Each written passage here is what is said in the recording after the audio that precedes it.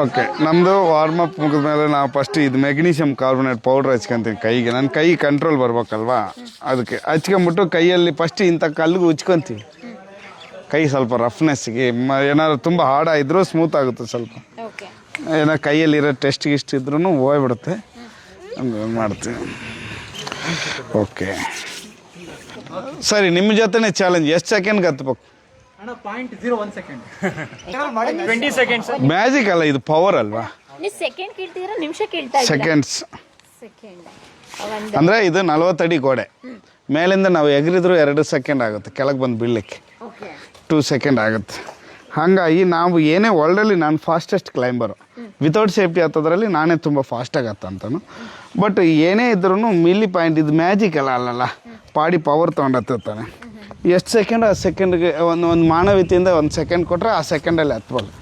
ನಾನು 30 ಸೆಕೆಂಡ್ ಕೊಡ್ತೀನಿ. 30 ಸೆಕೆಂಡ್ 40 ಅಡಿ ಹತ್ತಲಿಕ್ಕೆ. ಬಟ್ ಮಾಮೂಲಾಗಿ ಒಬ್ಬ ಮನುಷ್ಯ ಹತ್ತಂಥದ್ದು ಕೊಟ್ಟಿದ್ರಿ ನೀವು. ನೋಡೋಣ ಎಷ್ಟು ಸೆಕೆಂಡ್ ಆಗುತ್ತೆ. ಈ ಶೂ ಹಾಕೋಂಥದ್ನಿ. ಹಾಂ, ಇದೇ ಶೂನಾ? ಈ ಶೂಗೆ ಎಷ್ಟು ಅಣ್ಣ? ಇದು ಬಂದು ಹೊರಗಡೆ ಫಾರಿನಲ್ಲಿ ತೊಗೊಂಡ್ರೆ 15-16 ಸಾವಿರ ಆಗುತ್ತೆ. ಓಕೆ, ಇಲ್ಲಿ 20-25 ಸಾವಿರ ಆಗ್ಬಿಡುತ್ತೆ. ಅಂದರೆ ನಾರ್ಮಲ್ ಆಗಿ ನಾವೆಲ್ಲ ಯೂಸ್ ಮಾಡ್ತೀವಲ್ಲ? ಇಲ್ಲ, ಅದಲ್ಲ, ಇದು ಮೇಡ್ ಇನ್ ಇಟಲಿ. ಅದು ಆಗಲ್ಲ. ಇಲ್ಲ, ಇದು ಆ ಥರ ಶೂ ಅಲ್ಲ, ಇದು ಮೇಡ್ ಇನ್ ಇಟಲಿ. ಹಾಕೊಂಡ್ರೆ ಹತ್ಬೇಕು ಅಷ್ಟೇ.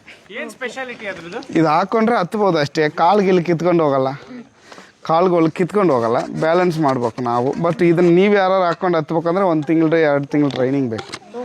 ಈ ಮಾಮೂಲಾಗಿ ಹಾಕೊಂಡ್ರೆ, ಈಗ ನೀವು ಹಾಕೊಂಡ್ಬಿಟ್ರೆ ಕಾಲೆಲ್ಲ ಮುದ್ರಕೊಂಡು ತುಂಬ ಪೇಯ್ನ್ ಬರುತ್ತೆ.